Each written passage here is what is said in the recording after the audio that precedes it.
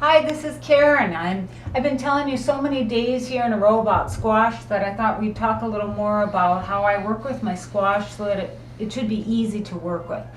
Um, when you're making a dish, let's say a squash soup, or you're going to puree your squash after it's cooked into a product that might go into a quick bread, or basically something where it's all pureed, and you're using an acorn squash like this, to peel it, cut it in half, de-seed it, it's a lot of work.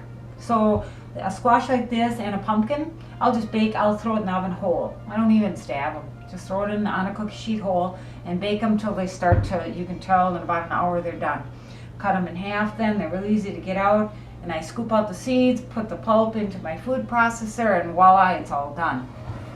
Now this squash, a little bit different. This is a butternut squash, and what I found is when you get to the seed part here, you cut through here. Sorry about that, it's taken a little more than I thought. Here's where all the seeds are, and in the end there's not a lot of pulp here, and it's a lot of work to clean this out and peel it all.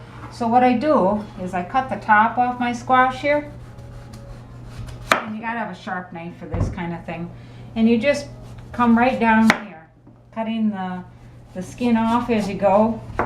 So you've got this one great big core here,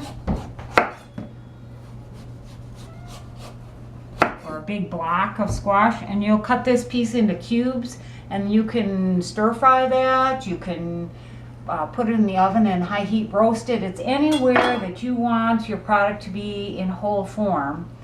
Otherwise, just bake it just like this squash, but works well for in some sort of stew or chili somewhere where you want the whole product.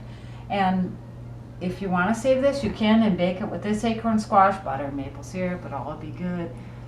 Just tips for thought.